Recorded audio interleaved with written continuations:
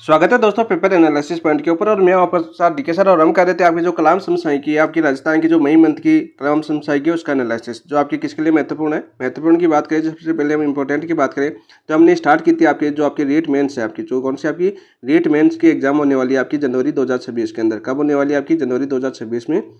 जनवरी 2026 में जो आपकी रीट मेंस होने वाली है उसके लिए जो आपकी करंट अफेयर्स आएगा क्या आएगा आपका करंट अफेयर्स आएगा। उसमें जैसे हम बात करें हम कलाम की जो टेस्ट सीरीज है उस टेस्ट सीरीज के अनुसार हम उस सिलेबस को कवर करें यानी जो करंट की बुकलेट है उनको कवर कर रहे हैं। तो बात करें जैसे हम आज करनी स्टार्ट कर दी थी, कल अपनी पहली क्लास हो चुकी थी अपनी, जैसा कि स्क्रीन पर दिख रहा है आपका कलाम समसाई की आपके मई मंथ की हम एनालिसिस कर रहे थे। इससे पहले हमने जून का टेस्ट हो चुका है माइनर टेस्ट एक की बात करें तो कलाम का जो माइनर टेस्ट एक हुआ था, कलाम का माइनर टेस्ट एक हुआ था वो कौन से माह का था, उसमें करंट था आपका जून माह का। ठीक है, अब आपका जो माइनर टेस्ट जो 17 तारीख को टेस्ट होगा यानी 17 को जो टेस्ट होगा यानी माइनर टेस्ट 2 होगा। माइनर टेस्ट कौन सा होगा आपका 2 होगा। उसमें जो सिलेबस है इस 17 तारीख का टेस्ट वाली का जो सिलेबस है उस सिलेबस में कौन से माह का करंट अफेयर्स आएगा आपका मई माह का करंट अफेयर्स आएगा। ठीक है, वैसे बात करें ये आपके सेकंड ग्रेड के लिए भी उतनी इंपॉर्टेंट है जितनी आपकी रेट के लिए इंपॉर्टेंट है। ठीक है, क्योंकि आपके सेकंड ग्रेड में भी राजस्थान का जीके आएगा और रेट में भी आपका राजस्थान का जीके आएगा, करंट अफेयर्स आएगा। तो यहाँ पर सेकंड ग्रेड में भी बहुत ज़्यादा इंपॉर्टेंट है। और सिलेबस के अनुसार हम यदि करंट अफेयर्स करते हैं तो हमारी तैयारी एक मजबूत होती है, क्योंकि रोज़ हम क्लास देखते हैं। ठीक है, उसमें रोज़ क्लास देखते हैं, रोज़ 30-40 क्वेश्चन रोज़ के 10-15 क्वेश्चन करवाते हैं। तो उस हिसाब से देखने के बजाय ऐसा होता है कि यदि हम सिलेबस के अनुसार पढ़ेंगे, हम उसी चीज़ की तैयारी कर रहे हैं, जैसे कि हमें रीट मेंस की तैयारी करनी है तो रीट मेंस में किस प्रकार का करंट अफेयर्स आता है कौन सा आएगा, तो कलाम की जो बुकलेट है वो सबसे बेस्ट हो सकती है जहाँ तक हम मानते हैं, क्योंकि यहाँ पर काफ़ी ज़्यादा रिसर्च के बाद ये बुकलेट बनाई जाती है। तो इसलिए बता दूं कलाम की जो समसाई की है ये तो अभी थ्योरी तो आपको पता है कि बुकलेट के अंदर आती है। ये बुकलेट की जो थ्योरी की है आपकी टेलीग्राम पर डाल दी गई है पीडीएफ।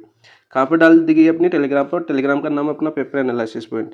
क्या है दोस्तों अपना टेलीग्राम का नाम आपका paper analysis point. Paper analysis point के नाम से अपना टेलीग्राम है। वहाँ पर आपकी जो अभी समसाई की राजस्थान की दिख रही है तो इसकी पीडीएफ डाल दी गई। वहाँ पर आप थ्योरी पढ़ सकते हो। इसकी थ्योरी पढ़ने के बाद क्या होता है कि हम थ्योरी हमारे ऐसा होता है कि हमें पूरी याद हो गई। तो थ्योरी पढ़ने के बाद हमें प्रॉब्लम कहाँ आती है, प्रॉब्लम आती है हमारी एमसीक्यू में। ठीक है, किसमें आती है अपनी एमसीक्यू में हमारी प्रॉब्लम आती है कि हमसे क्वेश्चन नहीं हो पाते, क्योंकि हम करंट तैयार कर लेते हैं फिर भी हमारे क्वेश्चन सही नहीं हो पाते। ठीक है, तो उसी को आधार मानते हुए हम रोज अपने कर रहे हैं आपके एमसीक्यू। और एमसीक्यू बात करें तो मई माह की एक क्लास हो चुकी है, क्लास 1 आपकी कल हो चुकी है, जिसमें भी हमने बहुत से अच्छे क्वेश्चन किए थे। लगभग 13 क्वेश्चन किए थे हमने। क्वेश्चन कितने किए थे कल 13, और आज भी अपने क्वेश्चन लगभग 13-14 के क्वेश्चन होंगे समथिंग एमसीक्यू के माध्यम से इस बुकलेट को तैयार करेंगे। ठीक है, आप थ्योरी पढ़िए, थ्योरी पढ़ने के बाद एमसीक्यू कीजिए। और इस जो एमसीक्यू की जो क्लास ले रहे हैं वो भी आपको टेलीग्राम पर मिलती है। कहाँ पर मिलती है आपकी इसकी पीडीएफ जो एनालिसिस कर रहे हैं विश्लेषण कर रहे हैं ये भी आपकी टेलीग्राम पर मिलेगी। ठीक है, और उसी के साथ बता देता हूँ यहाँ पर जो जितने भी क्वेश्चन आ रहे हैं वो हर टाइप के क्वेश्चन आ रहे हैं। जैसे आपका नवीनतम पैटर्न के आधार पर जो आरपीसी ने पूछे हैं या दिनेश बोर्ड ने अभी जो एग्जाम हुई है जून माह के अंदर जो आपके आरएसएस भी आपकी एग्जाम करवाता है। और आरएसएस भी ने जो आपकी जून माह में जो एग्जाम हुई है आपकी, उस एग्जाम में आपका पैटर्न कैसा था, किसका आपका करंट अफेयर्स का, तो उस पैटर्न के आधार पर सभी प्रकार के क्वेश्चन है आपके। कूट भी है, ठीक है, कूट का क्वेश्चन भी है। ठीक है, असत्य का क्वेश्चन पूछा जाता है, ठीक है, वो भी है आपका। सत्य का क्वेश्चन पूछा जाता है, वो भी आपका।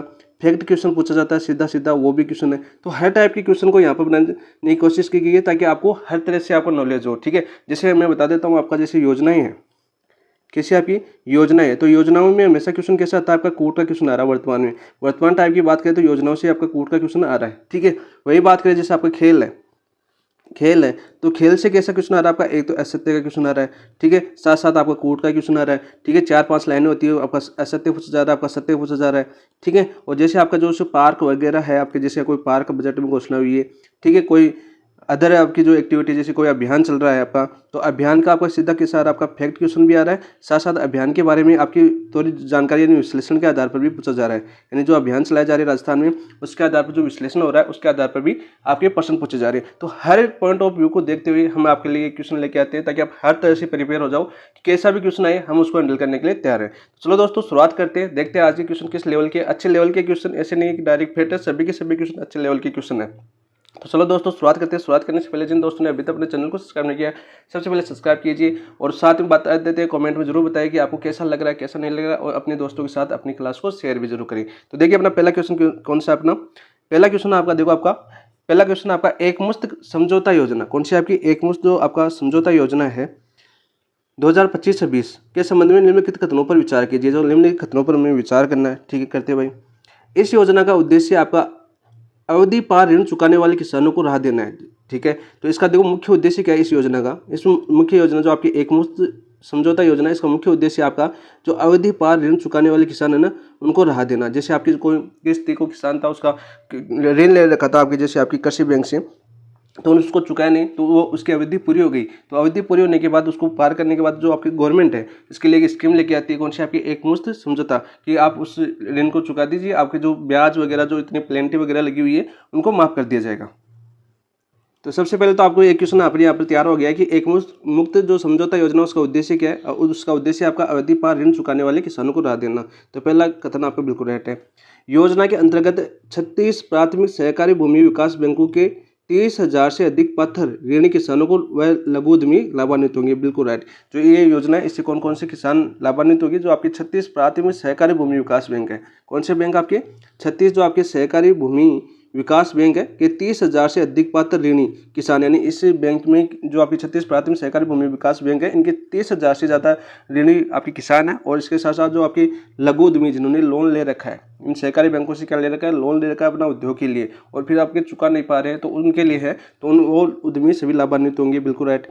1 जुलाई 2024 को अवधि पार हो चुके मूल ऋण चुकाने के पर ब्याज माफ किया जाएगा। देखो 1 जुलाई 2024 को अवधि पार हो चुके मूल ऋण चुकाने पे ब्याज माफ किया जाता है। बिल्कुल राइट। ठीक है, यानी उस अवधि के अंदर आप जितना गवर्नमेंट बोलती है उतना ब्याज यदि मूल चुका देते हो तो उसके आपके कोई ब्याज नहीं लगेगा, यानी 100% माफ हो जाएगा। ब्याज क्या हो जाएगा? 100% माफ हो जाएगा। तो बहुत ही अच्छी योजना है किसानों के लिए। ठीक है, ये देखो योजना के तहत 25% मूल ऋण की राशि, यानी जो आपने राशि ली थी, यानी जो बैंक से जो धन उधार लिया था किसानों ने, उनकी 25% मूल राशि 30 जून 2026 तक जमा करनी होगी। तो ये देखो ये गलत हो जाएगा। ये आपकी जो 25% मूल राशि है वो आपकी 30 जून 2025 तक जमा करनी होगी। कब तक? आपकी 30 जून 2025 तक। तो 2025 तक क्या करनी होगी? आपकी जमा करनी होगी, तथा शेष राशि 30 सितंबर 2026 तक जमा करनी होगी। तो शेष राशि की बात करें तो शेष राशि जमा करनी होगी आपकी 30 सितंबर 2025 तक। कब तक जमा करनी होगी? आपकी 2025 तक जमा करनी होगी। तो ये कथन आपका गलत हो जाएगा। तो यहाँ पर क्या दिया हुआ देखो, आपकी इस योजना के तहत जो आपकी जितना भी ऋण उधार लिया है, बैंक से उधार लिया है, उस ऋण का जो आपका 25% मूल राशि आपको 30 जून तक जमा करवानी होगी, और शेष राशि जो बचती है वो 30 सितंबर 2025 तक पूरी जमा करवानी होगी। तो यदि आप जमा करवा देते हो तो आपका 100% ब्याज नहीं लगाएगा, उसके साथ साथ जो पेनल्टी लगती है वो पेनल्टी नहीं लगेगी। ठीक है, तो ये आपका इसका उद्देश्य था। इस योजना का उद्देश्य आपका अवधि पार ऋण चुकाने वाले किसानों को लेकर था। बहुत ही अच्छी योजना थी। और इस योजना के ऊपर सरकार कितना बजट खर्च करेगी? सरकार बजट खर्च करेगी अपना, सरकार बजट खर्च कितना करेगी? आपका 200 करोड़ रुपए। कितना? 200 करोड़ रुपए वे।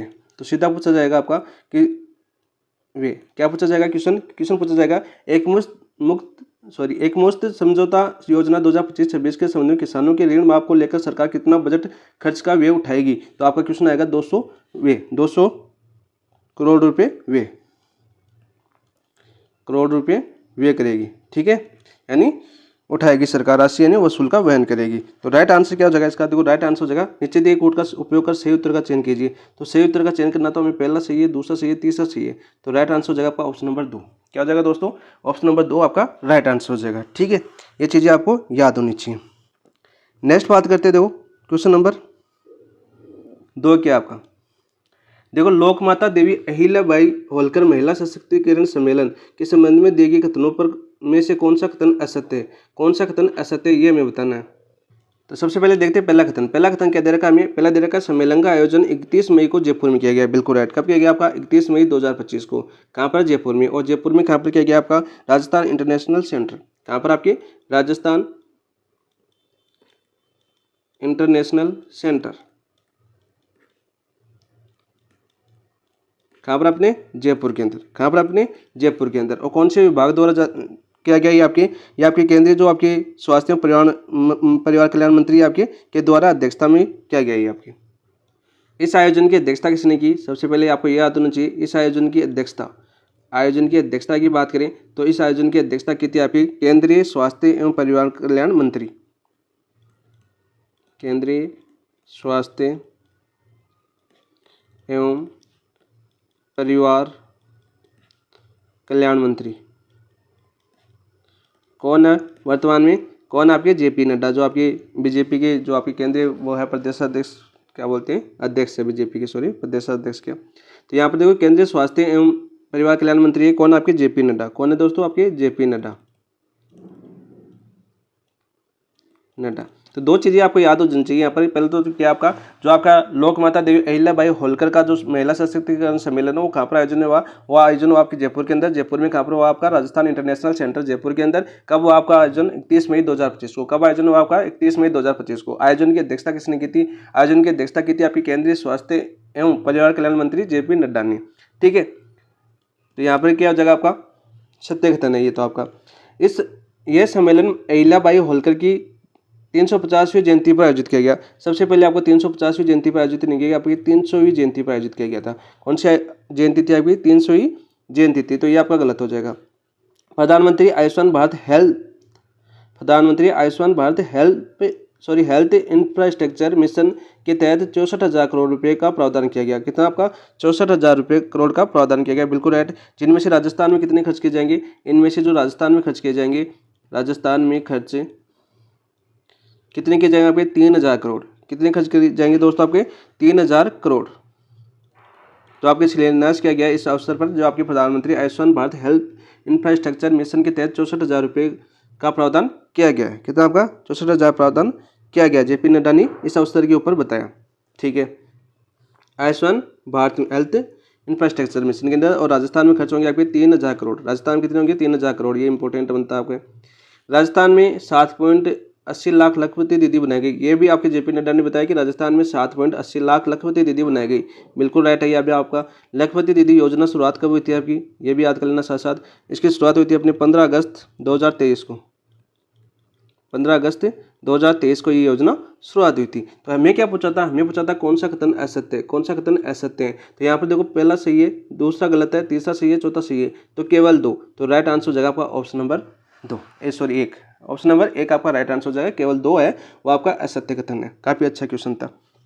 नेक्स्ट देखो बात करते हैं क्वेश्चन नंबर 3 क्या था आपका। देखो आपका मीट इंडिया कॉन्क्लेव 2025 के संबंध में सही विकल्प चुनिए। जो आपका मीट इंडिया कॉन्क्लेव है आपका 2025 के संबंध में सही विकल्प चुनना है। हमें देखिए यहाँ पर हमने कल एक क्वेश्चन किया था, कल क्या किया था हमने, एक क्वेश्चन किया था। कौन सा क्वेश्चन किया था हमने, ग्रेट इंडियन ट्रेवल बाजार। कौन सा किया था हमने, ग्रेट इंडियन ट्रेवल बाजार। कल का क्वेश्चन था ये आपका बाजार। तो इस बाजार जो आपका 2025 था ये कल किया था हमने। ठीक है, ये कब हुआ था आपका, ये होता आपका 4 से 6 मई 2025 को। 4 से 6 मई 2025 को। इसी अवसर के दौरान, इस बाजार के दौरान ही 4 से 6 मई के दौरान ही आपके जो इसका आयोजन 4 से 6 मई 2025 को जयपुर में किया गया, बिल्कुल राइट। 2025 को कहाँ पर किया गया, आपके जयपुर में किया गया, बिल्कुल राइट है ये तो आपका। ठीक है, आयोजन भारत सरकार के पर्यटन मंत्रालय, राजस्थान पर्यटन विभाग और फीकी के सहयोग से किया, बिल्कुल राइट। आयोजन है जो आपके भारत पर्यटन मंत्रालय, राजस्थान पर्यटन विभाग और फीकी का आयोजन किया गया। कौन सा आपका, ग्रेट इंडियन ट्रेवल बाजार। ठीक है, इसी पर आधारित है ये क्वेश्चन। तो इसका भी आयोजन इन्हीं ने किया था, 4 से 6 मई जयपुर में होता। और इसी के दौरान आपके यह 14वें ग्रेट इंडियन ट्रेवल बाजार GITB के दौरान आयोजित किया गया, बिल्कुल राइट। कब किया गया, आपके 14वें ग्रेट इंडियन ट्रेवल बाजार के दौरान। तो यहाँ पर कथन पूछा था संबंध में कौन सा सही है, तो उपरोक्त सभी कथन आपके सही है। कौन से आपके, उपरोक्त सभी कथन आपके सही है। तो इसको याद कर लेना, बहुत ही अच्छा क्वेश्चन है। सीधा क्वेश्चन आएगा, कौन सा विभाग था इसमें, विभाग थे आपके जो भारत सरकार का पर्यटन मंत्रालय, राजस्थान का पर्यटन मंत्रालय और आपका फीकी। ठीक है, ये इसी पर आधारित था। इसी के दौरान आपका ये कॉन्क्लेव आयोजन किया गया था। तो ये क्वेश्चन आपका पूछा जा चुका है, मीट इंडिया कॉन्क्लेव 2025 पूछा जा चुका है। इसकी डेट याद कर लेना, 4 से 6 मई 2025 कहाँ पर आयोजित किया गया, जयपुर के अंदर। और जयपुर की बात करें तो कहाँ पर, आपकी जयपुर कन्वेंशन सेंटर। कहाँ पर आपकी, जयपुर कन्वेंशन सेंटर। कहाँ पर आयोजित किया गया दोस्तों, आपके जयपुर कन्वेंशन सेंटर के अंदर। याद कर लेना इसको। ठीक है, और कौन सा संस्करण था ये आपका, ग्रेट ट्रेवल बाजार का 14वां। ये भी इंपॉर्टेंट क्वेश्चन आपका सीधा पूछा जा सकता है। तो ऑप्शन नंबर 4 आपका राइट आंसर हो जाएगा। नेक्स्ट क्वेश्चन देखो, क्वेश्चन नंबर, सड़क गुणवत्ता निरीक्षण यात्रा यानी सगुनी के संबंध में निम्नलिखित में से कौन सा कथन असत्य है। निम्नलिखित में से कौन सा कथन असत्य है, ये हमें बता। ये क्वेश्चन आपके अभियान से संबंधित है। देखो अभियान का क्वेश्चन आ गया। इस यात्रा की शुरुआत सार्वजनिक निर्माण विभाग PWD द्वारा की गई, बिल्कुल राइट। इससे जो आपकी यात्रा है, इसकी शुरुआत किसने की, आपकी सार्वजनिक निर्माण विभाग PWD द्वारा की गई, बिल्कुल राइट। ये तो आपका बिल्कुल सही हो जाएगा। ठीक है, 1 मई 2025 तक इस यात्रा ने 23 जिलों में 11,200 किलोमीटर दूरी तय कर इंडिया बुक ऑफ रिकॉर्ड में नाम दर्ज करवाया। बिल्कुल राइट। कौन से में आपके 1 मई 2025 तक इस यात्रा ने 23 जिलों में यानी राजस्थान के जो 23 जिलों में 11,200 किलोमीटर दूरी तय करके इंडिया बुक ऑफ रिकॉर्ड्स में अपना नाम दर्ज करवा लिया। ये भी बिल्कुल सही है। यात्रा का उद्देश्य अपनी DLP अवधि में सड़कों के रखरखाव और मूल्यांकन करना था। बिल्कुल राइट। इस यात्रा का आयोजन जल संसाधन विभाग द्वारा किया गया। देखो जिस दोस्त को ये पता है कि सार्वजनिक निर्माण विभाग यहाँ पर दे रखा है तो यहाँ पर जल संसाधन विभाग का क्या काम होगा, ठीक है। तो ऑप्शन नंबर 4 आपका असत्य खत्म हो जाएगा, क्योंकि ये आपके सेकंड ग्रेड आपके रेट जो आपके कलाम के द्वारा पूछा गया क्वेश्चन था, ठीक है। तो कौन सा विभाग आ जाएगा यहाँ पर, इसका आयोजन किया था आपका सार्वजनिक निर्माण विभाग द्वारा। कौन सा आपका, सार्वजनिक निर्माण विभाग द्वारा, सार्वजनिक निर्माण विभाग द्वारा। यानी ये सिर्फ आपकी समझ पर आधारित था। देखो यहाँ पर आपके आंसर दे रखा है, आपका यहीं पर दे रखा है, ठीक है। तो यहाँ पर देखो पहले जिस ऑप्शन ने ध्यान से पढ़ा ऑप्शन तो वो दोस्त आसान से इसी क्वेश्चन को कर सकता है, बहुत ही इजी क्वेश्चन था, ठीक है। देखो बात करते हैं देखो थोड़ा सा इसके बारे में।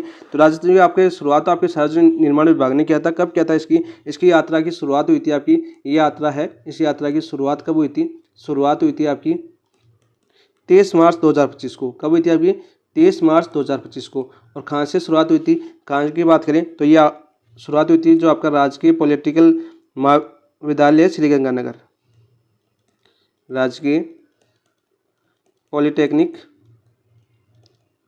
महाविद्यालय कहाँ से शुरू हुई थी आपकी, श्रीगंगानगर से, श्रीगंगानगर से। आपने देखा होगा यदि आपके शहर से गुजरी है तो आपने देखा होगा, ठीक है। ये जयपुर तक आई, 33 जिलों में आई थी, पूरे 33 जिलों में घूमी। लेकिन देखो 1 मई 2025 तक तो 23 जिलों में 11,200 किलोमीटर दूरी तय कर इंडिया बुक ऑफ रिकॉर्ड्स में अपना नाम दर्ज करवाया। और इसकी शुरुआत हुई थी आपकी 30 मार्च 2025 को, ये भी याद कर लेना। और साथ साथ ये पूरी कब हुई थी वो भी याद कर लेना। ये वापस पूरी हुई थी आपकी, ये पूरी यात्रा समाप्त, यात्रा समाप्त कब हुई थी, यात्रा समाप्त हुई थी आपकी, बात करें 12 मई 2025 को। कब हुई थी आपकी, 12 मई 2025 को, ये भी याद कर लेना। 3 डेटें पूछ सकता है यहाँ पर, तीनों डेटें मैंने आपको बताई है। और यात्रा का समाप्त भी खबर हुई आपकी श्रीगंगानगर के अंदर ही समाप्त हुई, क्योंकि ये आए थे 33 जिलों में घूमने के बाद वापस श्रीगंगानगर जाके इसको समाप्त कर दी, ठीक है। ये चीज़ें आपको याद होनी चाहिए। तो यहाँ पर देखो हमारा क्या था, असत्य कथन पूछा था, हमें क्या पूछा था, असत्य कथन पूछा था। तो राइट आंसर हो जाएगा आपका ऑप्शन नंबर 4। कौन सा कथन हो जाएगा आपका, ऑप्शन नंबर 4। नेक्स्ट देखो क्वेश्चन नंबर नेक्स्ट क्या है आपका, देखो श्वेत क्रांति के द्वितीय चरण का शुभारंभ कब किया गया। सबसे पहले बात करते हैं आपका जो श्वेत क्रांति द्वितीय चरण है, इसका शुभारंभ कहाँ से हुआ, यह होता है आपके अलवर जिले से। कौन से जिले से, आपके अलवर जिले से। और अलवर जिले से कब हुआ आपका, यह होता है आपका 19 मई 2025 को। कब होता है आपका, 19 मई 2025 को। तो राइट आंसर क्या हो जाएगा आपका, ऑप्शन नंबर 3 आपका राइट आंसर हो जाएगा। क्या हो जाएगा दोस्तों आपका, ऑप्शन नंबर 3 आपका राइट आंसर हो जाएगा। अलवर जिले से इसकी शुरुआत हुई थी। तो शुरुआत हुई थी किस दिवस से हुई थी इसकी शुरुआत, ये हुई थी आपकी जो दुग्ध संघ दिवस कार्यक्रम से। एक मिनट, अलवर दुग्ध संघ दिवस कार्यक्रम से इसकी शुरुआत हुई। कब आपकी, 19 मई 2025 को। और शुरुआत किसने की, अपने सीएम। और अपने सीएम कौन, आपके भजनलाल शर्मा। कौन है दोस्तों अपने सीएम, भजनलाल शर्मा, ठीक है। इस अवसर पर भजनलाल शर्मा ने घोषणा की, क्या की कि जो आपके अलवर डेयरी को, अलवर डेयरी है ना, अलवर डेयरी को 125 करोड़ रुपए का बजट आवंटित किया जाएगा। कितना, 125 करोड़ रुपए का बजट दिया जाएगा, ठीक है यहाँ पर। और श्वेत क्रांति 2.0 के तहत जो आपके यहाँ पर बात करें, श्वेत क्रांति 2.0 के तहत, श्वेत क्रांति 2.0 के तहत अलवर में 700 नई डेयरियाँ बनाई जाएगी। ऐसा पूछ ले कि श्वेत क्रांति 2.0 के तहत 700 नई डेयरियाँ कहाँ पर बनाई जाएगी, अलवर के अंदर के तहत, अलवर में 700 नई डेयरी बनाई जाएगी, ठीक है। क्वेश्चन सीधा पूछा जा सकता है, फैक्ट क्वेश्चन आ सकता है कि किस श्वेत क्रांति 2.0 मिशन के तहत अलवर में कितनी डेयरियों का विकास किया जाएगा, तो 700। और ऐसा भी पूछा जा सकता है कि श्वेत क्रांति 2.0 के तहत 700 नई डेयरियाँ किस जिले में विकसित की जाएगी, तो अलवर के अंदर। तीसरा क्वेश्चन बन सकता है यहाँ पर कि अलवर के अंदर 700 नई डेयरियाँ कौन सी क्रांति के तहत बनाई जा रही है, तो आपका आंसर हो जाएगा श्वेत क्रांति 2.0। यानी 3 या 4 प्रकार से क्वेश्चन पूछा जा सकता है। बात करते हैं, ये पूछा जा सकता है कि श्वेत क्रांति के द्वितीय चरण का शुभारंभ कौन से जिले से हुआ? तो अलवर जिले से हुआ। कब हुआ आपका? 19 मई 2025 को। शुरुआत किसने की थी? आपके भजनलाल शर्मा ने, यानी मुख्यमंत्री ने की थी। ठीक है, कब की थी? आपके अलवर दुग्ध संघ दिवस कार्यक्रम के दौरान। ठीक है, ये सब चीजें आपको याद होनी चाहिए। और इस अवसर पर सीएम भजनलाल ने कितने करोड़ बजट की अलवर डेयरी को विकसित करने के लिए किया गया? आपके 125 करोड़ रुपए का बजट दिया गया। तो राइट आंसर हो जाएगा आपका ऑप्शन नंबर 3। नेक्स्ट देखो, बात करते हैं क्वेश्चन नंबर, राजस्थानी सांगरी के बारे में निम्नलिखित कथनों में से कौन सा कथन सत्य है? देखो, राजस्थानी सांगरी के बारे में बात करें, कौन सा कथन सत्य है यह हमें बताना है। चलो, सांगरी को जीआई टैग चेन्नई स्थित जियोग्राफिकल इंडिकेशन इंडस्ट्री कार्यालय ने प्रदान किया। तो यहाँ पर क्या हो जाएगा? ये बिल्कुल सत्य हो जाएगा। क्यों? जीआई टैग कौन देती है? आपकी जीआई टैग देती है आपकी चेन्नई स्थित आपकी जियोग्राफिकल इंडिकेशन रजिस्ट्री कार्यालय द्वारा। ठीक है, रजिस्ट्री कार्यालय द्वारा। कहाँ पर है? चेन्नई में ये जीआई टैग प्रदान किया जाता है। ठीक है, इसके द्वारा। तो बिल्कुल राइट है ये तो आपका। सांगरी की प्रमुख पैदावार क्षेत्र कोटा, बूंदी, बांसवाड़ा में। तो देखो, सांगरी का प्रमुख पैदावार क्षेत्र है वो कोटा, बूंदी, बांसवाड़ा क्षेत्र नहीं है, ये आपका गलत हो जाएगा। ठीक है, ये गलत हो जाएगा। पैदावार क्षेत्र की बात करें तो कौन सा क्षेत्र आता है आपका सांगरी के लिए? सांगरी के लिए आता है आपका बीकानेर, बाड़मेर और जैसलमेर। मुख्यतः पश्चिमी राजस्थान में होती है। कौन सी आपके? पश्चिमी राजस्थान। और पश्चिमी राजस्थान में जिलों की बात करें तो कौन सा आता है मुख्य रूप से? बीकानेर, बाड़मेर, जैसलमेर। बीकानेर, बाड़मेर और जैसलमेर के अंदर। बीकानेर, बाड़मेर और जैसलमेर के अंदर। ठीक है दोस्तों। और बात करें यहाँ पर देखो, राजस्थान में सांगरी एकमात्र जीआई टैग प्राप्त है नहीं। राजस्थान की बात करें तो राजस्थान को अब तक 22 लोग मिल चुके हैं। अब तक कुल कितने हो चुके हैं? आपके कुल 22 उत्पाद हो चुके हैं। कितने? 22 उत्पाद, और साथ में लोगो भी आता है इनके साथ। ठीक है, 22 उत्पाद या लोगो हो चुके हैं, यानी केवल सांगरी नहीं है, केवल सांगरी नहीं है एकमात्र। ठीक है, 22 हो चुके हैं अब कुल। यहाँ पर देखो, सांगरी की पैदावार केवल जैसलमेर जिले में होती है नहीं, सांगरी की पैदावार आपकी ये देखो जिलों यहाँ पर आ जाएगी आपकी बीकानेर, बाड़मेर और जैसलमेर जिलों के अंदर भी होती है।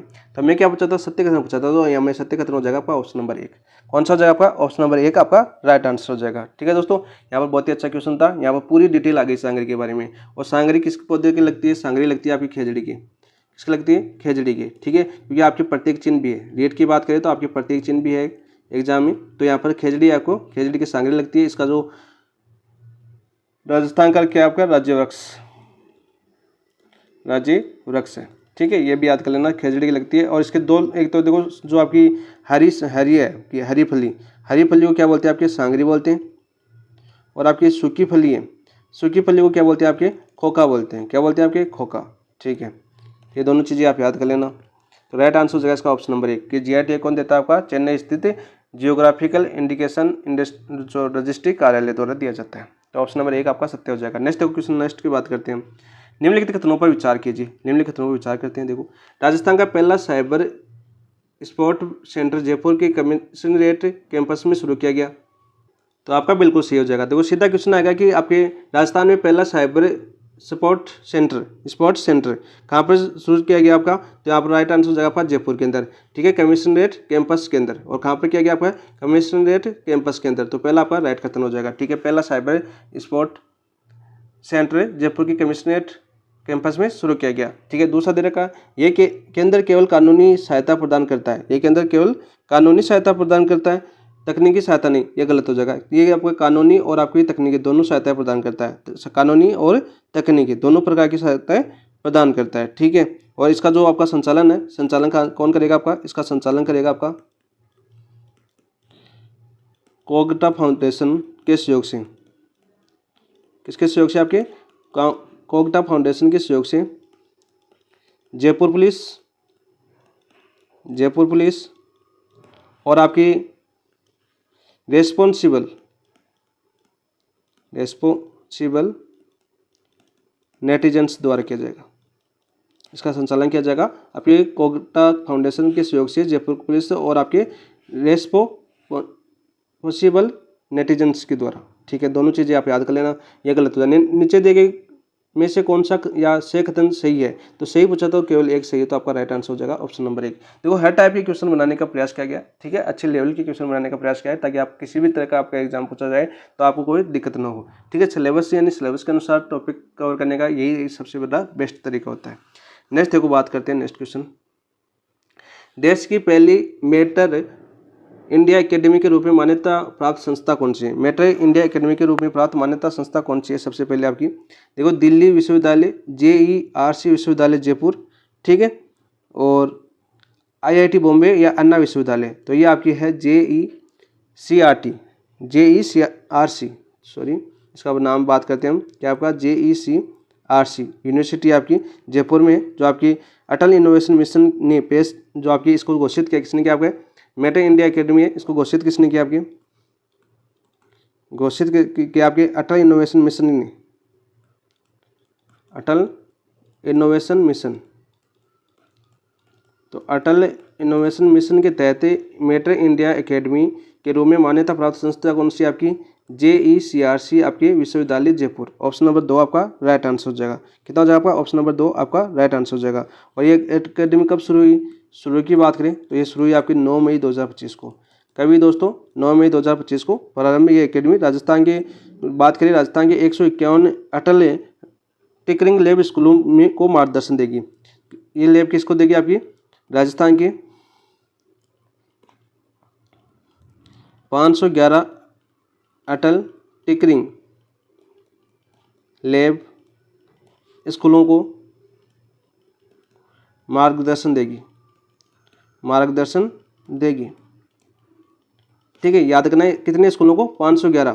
कितने स्कूलों को? 511 को। कब शुरुआत हुई थी? 9 मई 2025 को। कौन सा विश्वविद्यालय? आपके JERC विश्वविद्यालय जयपुर के अंदर, ठीक है। और कौन से मिशन के तहत? अटल इनोवेशन मिशन के तहत मान्यता दी गई है। तो ऑप्शन नंबर 2 आपका राइट आंसर हो जाएगा, ठीक है। और अगस्त 2017 से नीति आयोग ने मेटा इंडिया अभियान शुभारंभ किया था। जो आपका मेटा इंडिया अभियान की शुरुआत कब हुई थी? शुरुआत की बात करें तो शुरुआत हुई थी आपकी अगस्त 2017 से, अगस्त 2017 में, ठीक है दोस्तों। सारा क्वेश्चन जितने भी इंपॉर्टेंट फैक्ट बनते थे इसके बारे में वो सभी मैंने आपको करवा दिए, ठीक है। राजस्थान के संदर्भ में भी कंप्लीट करवा दिया गया जो आपको पूछने की राजस्थान के 511 अटल टिकरिंग लैब स्कूलों को मार्गदर्शन देगी। इसकी शुरुआत होती है आपकी 9 मई 2025 को, ठीक है। कौन सा विश्वविद्यालय करवाएगा? संस्था प्राप्त मान्यता प्राप्त संस्था बनी है, वो बनी है आपकी JECRC विश्वविद्यालय जयपुर के अंदर, ठीक है। और कौन से मिशन के तहत? अटल इनोवेशन मिशन के तहत। कौन से मिशन के तहत? अटल इनोवेशन मिशन के तहत, ठीक है। नेक्स्ट देखते हैं दोस्तों, निम्नलिखित में से कौन सा कथन असत्य है? कौन सा कथन असत्य है ये हमें बताना है। देखो यहाँ पर दे रखा आपका देश का पहला पंचगव्य स्नातकोत्तर डिप्लोमा पाठ्यक्रम डॉक्टर सर्वपल्ली राधाकृष्णन राजस्थान आयुर्वेद विश्वविद्यालय में शुरू किया गया। कौन से में? आपके डॉक्टर सर्वपल्ली राधाकृष्णन आयुर्वेद विश्वविद्यालय में, ठीक है। देश का पहला आपका पंचगव्य स्नातकोत्तर डिप्लोमा पाठ्यक्रम शुभारंभ किया गया। बिल्कुल, यह पाठ्यक्रम केवल गाय के दूध एवं दही के स्वास्थ्य लाभों को केंद्रित करता है। पाठ्यक्रम में पंचगव्य के रोगों के उपचार में उपयोगिता में वैज्ञानिक जानकारी दी जाएगी। बिल्कुल सही है, ये भी आपका बिल्कुल सही है। इस पाठ्यक्रम में पोस्टर एवं पुस्तिका का विमोचन जयपुर में हुआ। कहाँ पर हुआ आपका विमोचन इस कार्यक्रम का? यह हुआ आपका जयपुर के अंदर। तो यहाँ पर राइट आंसर हो जाएगा ऑप्शन नंबर 2 आपका सत्य है, क्योंकि ये केवल गाय के लिए नहीं है, ठीक है। केवल गाय के अंतर्गत नहीं, गाय के दूध, केवल गाय के दूध और दही पर नहीं, आपकी गाय की बात करें तो गाय के आपके दूध, दही, गोबर और आपके गौमूत्र भी शामिल है, ठीक है। कौन से? आपके गौमूत्र भी शामिल है। दूध, दही, घी, गोबर और गौमूत्र। घी और रह गया, 5 है इसमें, ठीक है। पंच देखो पंचगव्य, ठीक है। गव्य का मतलब गाय है, ठीक है। और इसके जो 5 है ये आपकी, इन 5 को लेकर एक स्वास्थ्य लाभ को केंद्रित किया जाएगा, यानी दूध को लेकर, दही को लेकर, घी को लेकर, गोबर को लेकर और गौमूत्र को लेकर। तो राइट आंसर हो जाएगा आपका ऑप्शन नंबर 2। और ये देश का पहला बना आपका पंचगव्य स्नातकोत्तर डिप्लोमा पाठ्यक्रम डॉक्टर सर्वपल्ली राधाकृष्णन राजस्थान आयुर्वेद विश्वविद्यालय में शुरू किया गया, ठीक है। याद कर लेना बहुत। और इसके साथ साथ एक आपका और हुआ था आपका गो संवर्धन आश्रम। ये कहाँ पर? आपके मोकलावास जोधपुर, मोकलावास कहाँ पर पड़ता है? आपके जोधपुर के अंदर, ठीक है। संयुक्त रूप से आपका पहला होता है, ये भी आप याद कर लेना इन दोनों जगह, ठीक है। एक साथ ही होता है, दोनों में पहले जगह होता है। तो राइट आंसर हो जाएगा इसमें असत्य पूछे तो आपका ऑप्शन नंबर 2 आपका असत्य हो जाएगा। नेक्स्ट देखो बात करते हैं क्वेश्चन नंबर, जयपुर में हॉल ऑफ न्यूक्लियर पावर की गैलरी का निर्माण कहाँ किया गया है? जयपुर में हॉल ऑफ न्यूक्लियर पावर का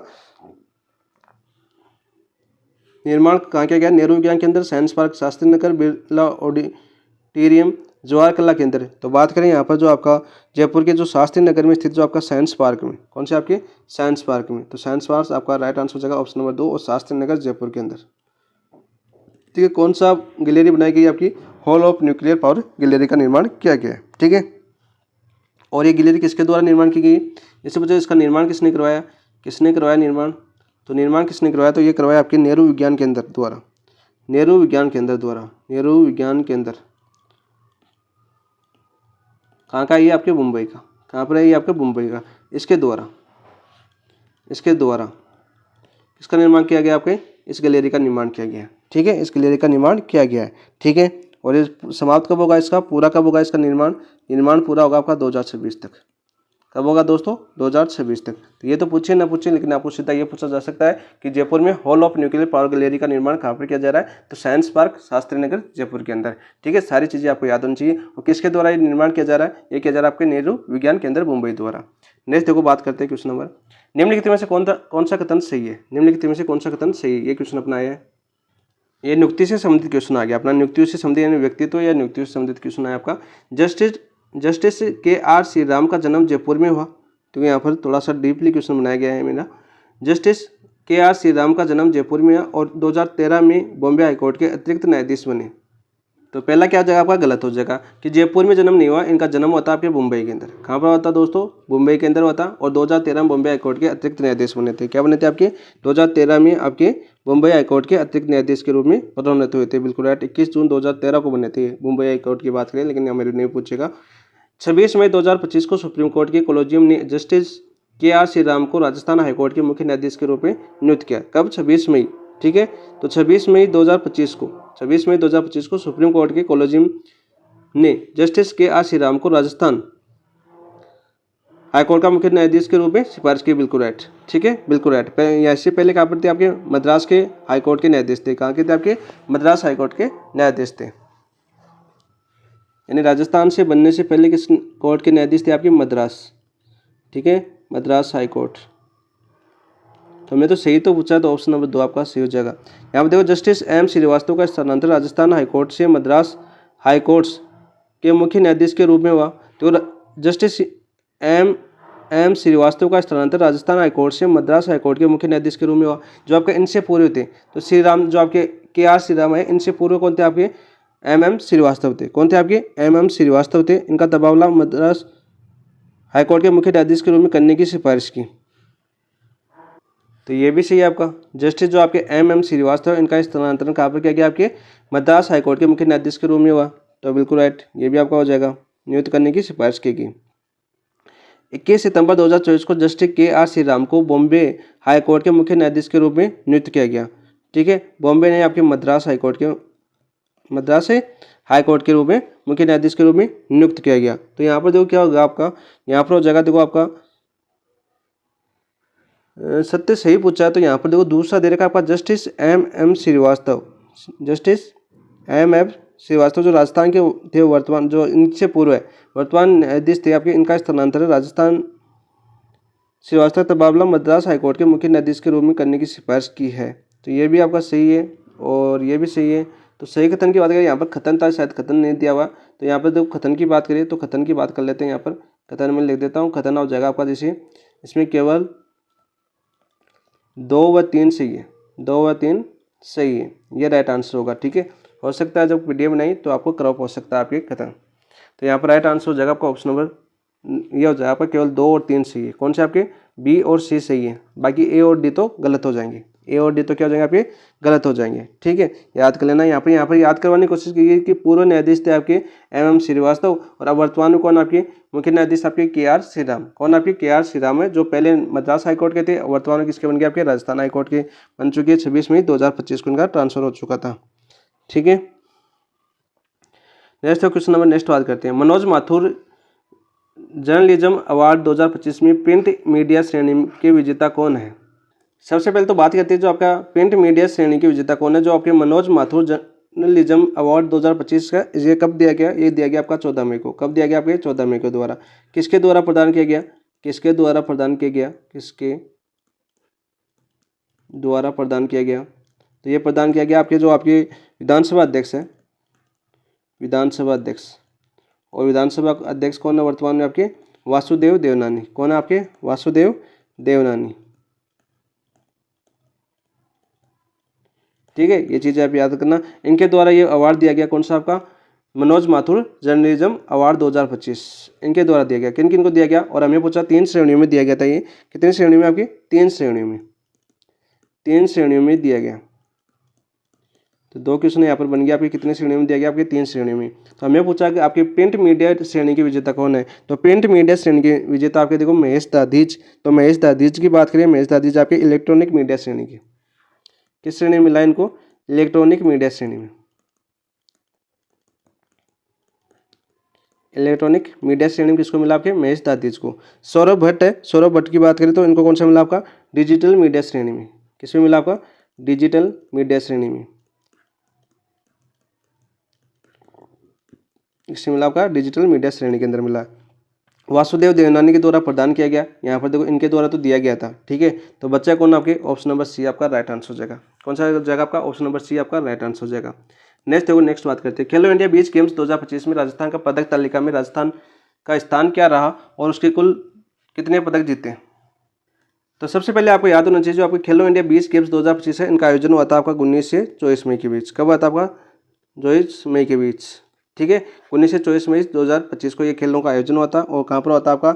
ये आपके दमन व दीप तथा दादर नगर हवेली, राजस्थान दोनों थे आपके, यूटी इनको मिला दिया गया। दमन और दीप दोनों की याद कर लेना, तथा दादर नगर हवेली यहाँ पर आयोजित किए गए थे। कब किए गए थे? आपके 19 से 24 मई 2025 को आयोजित किए गए थे। ठीक है, और यहाँ पर इसका शुभ अंक क्या था आपका? शुभ अंक की बात करें तो इनका शुभ अंक था आपका प्रल। क्या था आपका? प्रल था। और टेक लाइन की बात करें तो देखो सभी क्वेश्चन पूछे जाते हैं आजकल। इनकी टेक लाइन थी आपकी खेल के सितारे द्वीप के किनारे। खेल के सितारे द्वीप के किनारे, द्वीप के किनारे। ठीक है, याद कर लेना। यहाँ पर कुल बात करें, यहाँ पर राजस्थान की बात करें, राजस्थान ने कितने पदक जीते टोटल? तो राजस्थान यहाँ पर 19वें स्थान पर रहा। कौन सा 19वें स्थान? और कुल पदक जीते आपके 6 पदक, 6 पदक और 19वें स्थान। ऑप्शन नंबर 2 राइट आंसर जगह। 6 पदकों की बात करें जिसमें 1 रजत था और 6 बाकी 5 के आपके कांस्य, यानी स्वर्ण पदक नहीं जीता राजस्थान ने। 1 रजत और 6 कांस्य। और जो रजत पदक जीता है वह किसने जीता? आपके बीच कबड्डी टीम ने। बीच कबड्डी वर्ग जीता है। और उपविजेता रहता, हारा किससे था? ये उपविजेता रहता राजस्थान, उपविजेता। और किससे हारा था? आपके हरियाणा से। हारा किससे? हरियाणा से। तो ये चीज़ भी आप याद कर लेना, साथ साथ जो पूछे जा सकते हैं। तो राइट आंसर हो जाएगा इसका ऑप्शन नंबर 2। राइट आंसर क्या हो जाएगा? ऑप्शन नंबर 2 आपका राइट आंसर हो जाएगा। नेक्स्ट देखो, निम्नलिखित में से कौन सा कथन असत्य है? पहला दे रखा आपका 19वीं सब जूनियर राज्य स्तरीय वुशु प्रतियोगिता का आयोजन बीकानेर में, बिल्कुल राइट। कब हुआ था आपका? 2 से 5 मई 2025 को। 2 से 5 मई 2025 को आयोजित हुआ। कहाँ पर? आपके बीकानेर के अंदर। और बीकानेर के कौन से विश्वविद्यालय के अंदर? श्री करणी सिंह स्टेडियम के अंदर। करणी सिंह स्टेडियम के अंदर। तो यहाँ पर याद कर लेना कि 19वीं सब जूनियर राज्य स्तरीय वुशु प्रतियोगिता का आयोजन हुआ था आपके श्री करणी सिंह स्टेडियम बीकानेर के अंदर। कब हुआ आपका? 2 से 5 मई 2025 को। ठीक है, और यहाँ पर हो जाएगा जयपुर ने सर्वाधिक 14 स्वर्ण पदक जीते, बिल्कुल राइट। जयपुर ने सर्वाधिक जीते कितने? आपके 14 स्वर्ण पदक। और कुल पदक की बात करें जयपुर ने कुल कितने जीते यहाँ पर? तो कुल की बात करें जयपुर ने तो कुल पदक जीते आपके 39। ठीक है, 39 पदक जीतकर प्रथम स्थान पर रहा। कौन से स्थान पर? आपका प्रथम स्थान पर रहा। ठीक है, सर्वश्रेष्ठ बालिका खिलाड़ी जालोर की आराध्या रही। सर्वश्रेष्ठ जो बालिका खिलाड़ी है वो जालोर की कौन रही? आराध्या रही। इंपॉर्टेंट सीधा फैक्ट क्वेश्चन बनेगा कि सर्वश्रेष्ठ बालिका का खिलाड़ी कौन सी रही थी। ठीक है, और सर्वश्रेष्ठ अनुशासित टीम जोधपुर रही। तो ये आपका गलत हो जाएगा। सर्वश्रेष्ठ अनुशासित टीम रहे वो कौन सी रही? आपकी बीकानेर। कौन सी रही? आपकी बीकानेर। और हमें क्या पूछा था? असत्य कथन पूछा था। ऑप्शन नंबर 4 आपका असत्य कथन हो जाएगा। और यहाँ पर देखो बालिका आ गया तो बालक भी ला लो। सर्वश्रेष्ठ बालक खिलाड़ी, बालक खिलाड़ी की बात करूँ मैं तो कौन था? आपकी विक्की। कौन था? रहा आपका विक्की। ठीक है, और विक्की खान के थे आपके हनुमानगढ़ के। तो यहाँ से बनने वाले सभी क्वेश्चन आपके ये थे। ठीक है, तो राइट आंसर हो जाएगा इसका ऑप्शन नंबर 4। ये थे आज के करंट अफेयर्स। कैसे लगे एनालिसिस? एक क्वेश्चन में हमारा वो नियुक्ति वाला क्वेश्चन था, उसमें थोड़ी सी प्रॉब्लम हुई, कि उसमें जो खतन थे वो नहीं आए, 2 सही खतन आ गए उसमें, तो दोनों खतन सही है आपके ए और बी, बाकी आपके सारे क्वेश्चन आपके अच्छे लेवल के क्वेश्चन थे। और अच्छे क्वेश्चन एनालिसिस करने का ये एक अच्छा तरीका है कि हर प्रकार के आपके क्वेश्चन करवाए जाए, सिलेबस के अनुसार हर टाइप के क्वेश्चन करवाए जाए, क्योंकि हमारी तैयारी क्या है 2026 की जो जनवरी में आपकी एग्जाम होगी रीट, उसके लिए काफ़ी महत्वपूर्ण होगी, क्योंकि जितने भी नवीनतम प्रकार के क्वेश्चन किस प्रकार से बन रहे हैं, वर्तमान के ऐसे क्वेश्चन आ रहे हैं, आप देख सकते हो, पेपर उठा के देख सकते हो, क्योंकि मैंने उन्हीं पेपरों के आधार पर ये सभी क्वेश्चन आपके लिए तैयार किए हैं। बहुत ही अच्छी मेहनत करने के बाद आपके लिए क्वेश्चन तैयार किए गए हैं पेपरों के आधार पर। तो कैसे लगे एनालिसिस जरूर बताना, और आपके क्वेश्चंस कैसे लगे कमेंट के अंदर बताना, और आगे और भी अच्छे करेंगे। ठीक है दोस्तों, आज की क्लास यहीं पर। और इसकी पीडीएफ की बात करूं मैं, तो पीडीएफ अपने टेलीग्राम पर मिलेगी। पीडीएफ कहाँ पर मिलेगी? अपने टेलीग्राम पर मिलेगी, और टेलीग्राम का नाम आपका पेपर एनालिसिस पॉइंट, ठीक है। और इनका रिवीजन करेंगे एक साथ, शनिवार को अपना रिवीजन करेंगे। इस बार रिवीजन रोज भी होगा इन्हीं क्वेश्चनों का, जो 15-15 या 20-20 क्वेश्चन रोज हो रहे हैं, इनका शनिवार को रिवीजन कर लेंगे। संडे को आपका टेस्ट होगा, ठीक है। मंडे को होना चाहिए, क्योंकि संडे को पटवारी के एग्जाम है संडे को, तो मंडे को 18 को होगा टेस्ट, ठीक है। तो देखते हैं उस टाइम क्या होता है, तो देख लेंगे वो आपकी। बाकी क्लास कैसे लगी कमेंट में बताना, और क्लास को अपने दोस्तों के साथ शेयर भी करना। ठीक है दोस्तों, धन्यवाद।